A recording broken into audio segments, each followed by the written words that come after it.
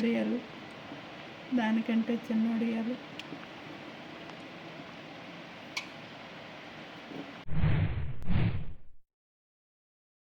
ఇవి నువ్వులండి. ఈ నువ్వుల నుంచి వచ్చేదే ఈ ఆయిల్, నువ్వుల నూనె. తర్వాత వచ్చేదే నువ్వు చెక్కి. దీంతో వడియాలు చేసుకుందామండి. ఇదేంటి తెలియడం కోసమే ఆ రెండు చూపించాను. చూద్దాం దీంతో ఎలా వడియాలు చేయాలి అన్నది. ఏం లేదండి, ఇది ఈ రోజంతా నానబెట్టాలి, 1 డే నానబెట్టాలి. మరుసటి రోజు దాన్ని క్లీన్ చేసుకోవాలి. ఈ విధంగా గుండెగా దంచాలి. ఈ విధంగా చిన్న ముక్కలుగా దంచుకున్నానండి. వీటిని ఇలా వేసి వాటర్లో వేసి 2-3 సార్లు కడిగిస్తాను. కడిగి పక్కన పెడతాను. ఈ విధంగా వాటర్ పోసి పక్కన పెట్టుకోవాలండి. ఎందుకంటే ఎక్కువగా వాటర్ వేయాలి, ఎందుకంటే అది వాటర్ని పీల్చేస్తుందండి. మొత్తం ఆ చెక్కి అంతా వాటర్ని పీల్చుకుంటుంది. నెక్స్ట్ డే దీన్ని క్లీన్ చేయాలి. ఎలా చేయాలన్నది చూపిస్తాను. ఇవ్వండి, ఈ విధంగా ఊరిపోయింది, మొత్తం వాటర్ని పీల్చేసింది. కొంచెం స్మెల్ వస్తుందండి, దాన్ని భరించాలి మనం.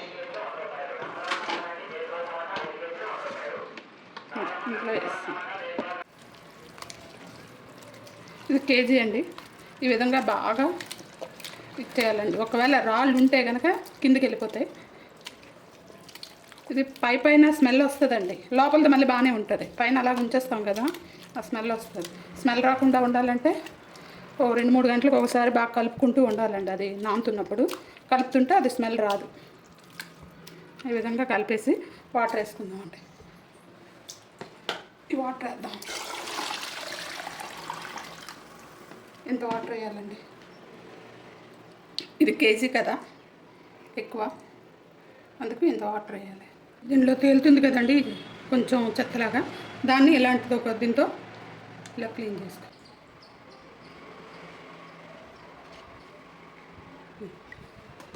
ఇలా కొంచెం పెద్ద తపాలు పెట్టుకొని మంచిది ఒక క్లాత్ తడిపి ఇలా వేయాలండి. తపాలు ఇలా వేసి పోయాలి.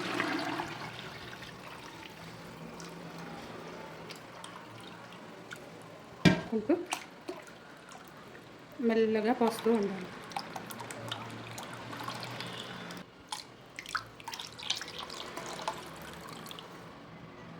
చూడండి, అడుగులో ఇంత ఇసుక వచ్చిందండి. ఇది ఇసుక, ఇదంతా ఇసుక.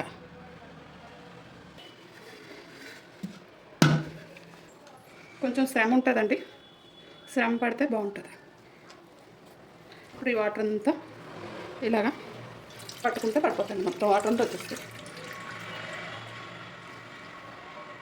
ఇదిగోండి, ఇలాగా తాడుతో కట్టేయాలండి. కట్టేసి ఇది ఒక దీనికి రాడ్డుకి ఇలా పెట్టేయాలండి. ఒక రాడ్డుకి ఇలా పెట్టేయడం, ఇలా పెట్టేస్తే మొత్తం వాటర్ అంతా కారిపోతుంది. చూడండి ఎలా కారుతుంది. వాటర్ అంతా కారి ఆ ముద్ద అందులో ఉండిపోతుంది.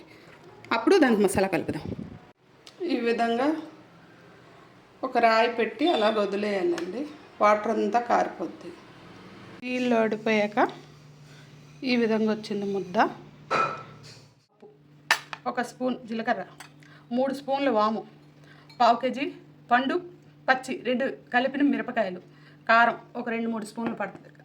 కారం అవసరాన్ని బట్టి, కారం మనకు ఎంత అవసరం అంత, సాల్ట్ కూడా అంతే మనకు అవసరాన్ని బట్టి. ఇప్పుడు వీటిని మొత్తాన్ని దంచుకుంటాను. దంచి అందులో కలిపి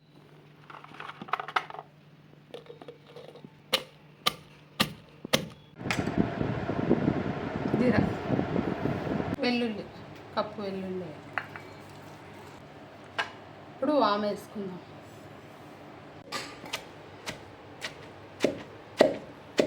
కలుపుకుందాం.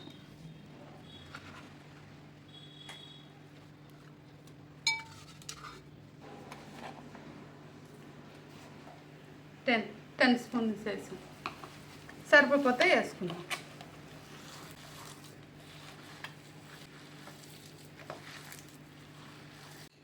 కారం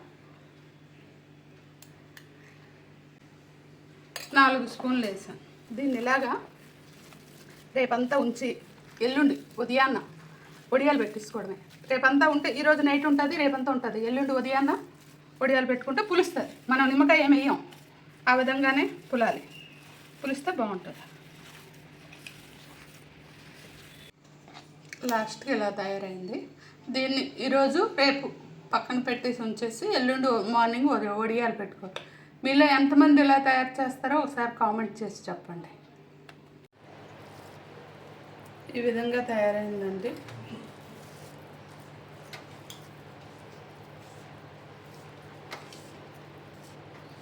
ఒకరోజు నానబెట్టాను, ఒకరోజు అన్ని మసాలాలు కలిపి ఊరబెట్టాను. ఇది థర్డ్ డే, మూడో రోజు వడియాలు పెట్టుకుంటాను. అన్ని మసాలాలు ఊరాయండి. ఇప్పుడు ఈ ముద్దతో కూడా పెరుగన్నం తినొచ్చండి. చక్కగా పెరుగన్నాలకి గింజన్నాలకి బాగుంటుంది, చెద్దన్నాలకి చారుతో కూడా బాగుంటుంది.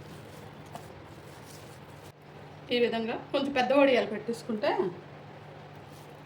ఎక్కువ పిండి కదా, కొంచెం పెద్దవైతే ఎక్కువ తొందరగా అయిపోతుంది. చిన్నవి పెట్టచ్చు.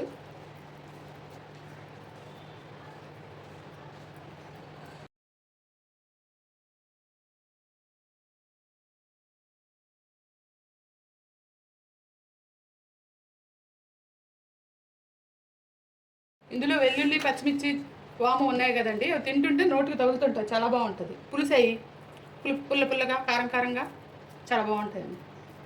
వాము ఉంది కదా, వాము జీర్ణానికి మంచిది, వెల్లుల్లి మంచిది. కలర్ కోసమే వేసానండి కారం. మొత్తం 2 రోజుల్లో ఎండిపోతాయండి. ఎండిపోయాక ఒక డబ్బా పెట్టుకుంటే పెరుగన్నంతో చారన్నంతో బాగుంటుంది.